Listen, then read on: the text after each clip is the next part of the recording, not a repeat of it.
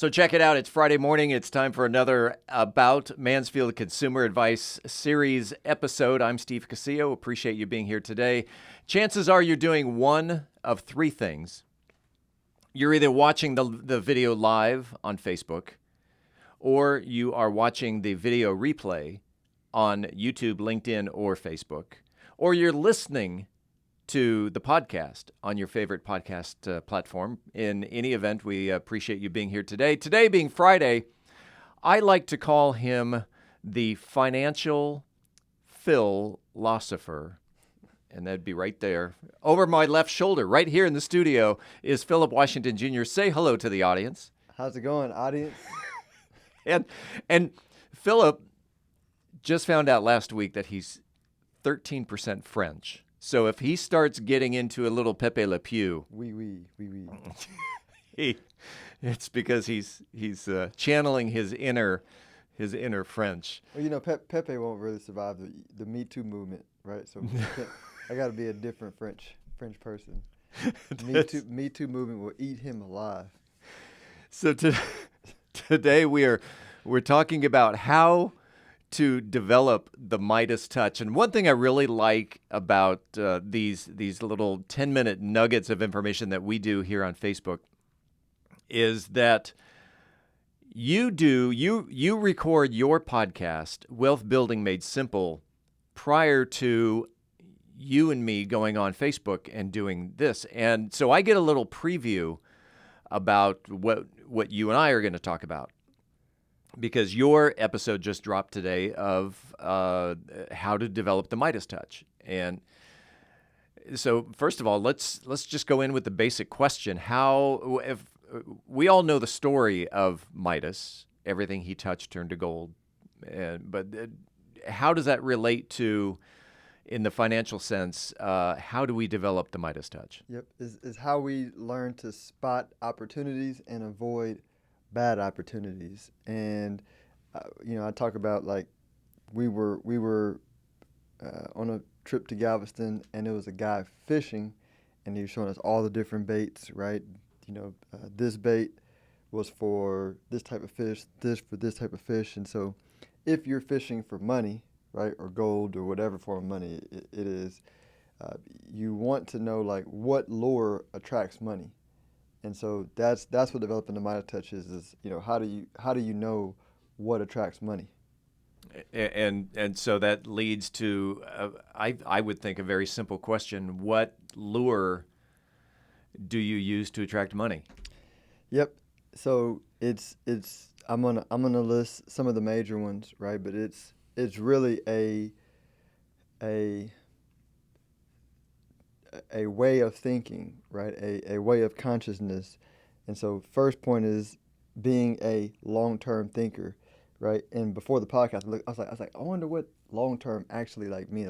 I like to look up words, but it means like an eternal thinker, right? Thinking in time-tested ways, things that will, things are principles, right? Principles are things that are always true 1,000 years from now, and in that way. And so that plays out in, like, whether it be principle or just like in your time frame for when you're looking to invest. But long-term thinking attracts money because money wants to be kept safe, right, over time. Faith, right? Faith is important. Disciplined vision, right? Not being all over the place in your thinking. Freedom, patience and persistence. Composure, right? Composure is the opposite of being desperate. Right. Money doesn't want to be in the care of desperate holders. Enthusiasm, wisdom, and receptivity to the natural flow of life, which is just a basic way of saying someone who's non-resistant, right? People who are resistant are closed-minded. They're closed off to the flow of life, which is the flow of truth. And so those are attributes that money flows to, whether it's in a person or an idea or an asset that people are looking at. That's what money's attracted to. Well, I think you and I talked about this, maybe it was last week, about attracting versus chasing. Thank you. Chasing versus attracting. And so the attraction, which confidence plays right into it, that people are naturally attracted to people who are show an aura of confidence, Absolutely. Yeah. and so luring if you have that aura of confidence in the financial world, you are going to attract. That's a lure. That's the lure. Yeah, because like attracts like, right? I call it the best way to develop the Midas touch is you first have to consciously understand what money is attracted to. And so you can consciously understand it and you can think about it and you can put out your lures, right? But then if you become what money is attracted to, so if you sow into your spirit long-term thinking, right? Faith, a disciplined vision, freedom, patience, persistence, right? Composure, enthusiasm, wisdom. If that's a part of who you are, then like you were just saying, like all kinds of opportunities come up. People with money are attracted to you. Everybody wants to give you money and they don't really consciously understand why. But what it is they see, money sees itself in itself. I used the analogy before about, if you're an American in a foreign land and you hear another American speaking English or, and you hear the American dialect, and then you're drawn to that person because like attracts like.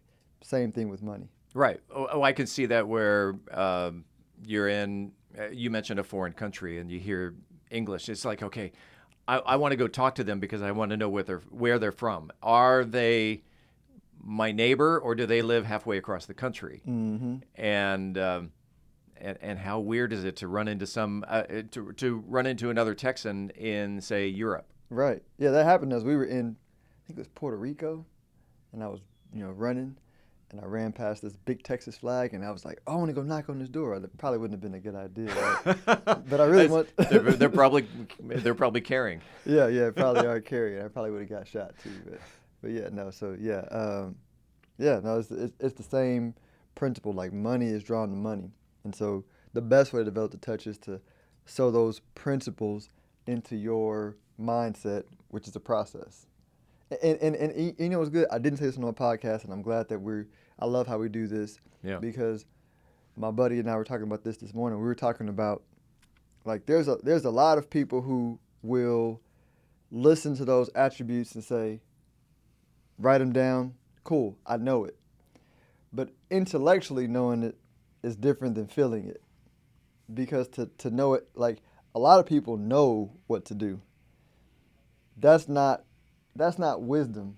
Wisdom is applied knowledge, where when you sow it into your soul, you actually take it and you apply it. Yeah. So you use patience, you apply persistence, you apply a disciplined vision, you apply long-term thinking. Once you apply it and it becomes a mental habit, it becomes a part of your spirit, a part of your soul, a part of your feeling, a part of your being, and then you begin to attract it. But just intellectually knowing it is not wisdom. That's just knowledge, and knowledge is limited to like paper, textbook. It's nothing And the list that you said, the faith and the confidence, and it immediately took me back to a series that my wife and I have been watching on Netflix. I talked to you off the air about this a few days ago, but for the listeners and the viewers, Inventing Anna on Netflix.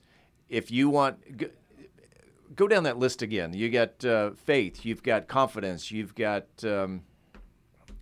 freedom, composure, enthusiasm, an open mind, disciplined vision. Right. This is exactly what the focus of this series. It's about a 10 episode series of Anna Delphi or Anna Sorokin, depending on which alias she's using, and she becomes a socialite in the art world in New York City, and eventually gets caught with fraud. But in the financial world, I mean, she was a major player at 25 years old, Mm-hmm. and yeah, it's so when you were talking about all the different the different adjectives there. It definitely brought me. Oh my gosh! And we've been watching 2 hours a night for the past week. I think we're about episode 8 or 9, and Yeah, no, those principles are powerful because a lot, it's it's it's not it's not at all difficult to attract money once you understand that, right? The difficult part becomes because the law or the principles work unbelievably, right? The discipline comes with, all right, once you possess the power, how do I uh, how do I the wrong word is complain. How do I manage the power? And manage might even be the wrong word. But how do I become one with the power, right? In love, yeah. right? Because like you were saying, using Anna, she used it. It worked, but maybe she didn't understand that she didn't have to take advantage of people Right. She for the abused power. it. Yeah, she Yeah. abused the power. Right. Yeah. All right. In the 60 seconds that we have left, again, we do these 10-minute nuggets every Friday morning. 10 minutes. It's a coffee break. And if people wanted to reach out to Phillip Washington Jr. for more information about your financial world and your Midas Touch, how can they get a hold of you? The best way to reach me is my website, stonehillwealthmanagement.com. That is stonehillwealthmanagement.com. The financial philosopher is. I love the name. I gotta get the T-shirt. It's there. There you go. Phillip Washington Jr. Again, appreciate you being on About Mansfield. We do this every Friday morning, and let's do it again next week. I look forward to it.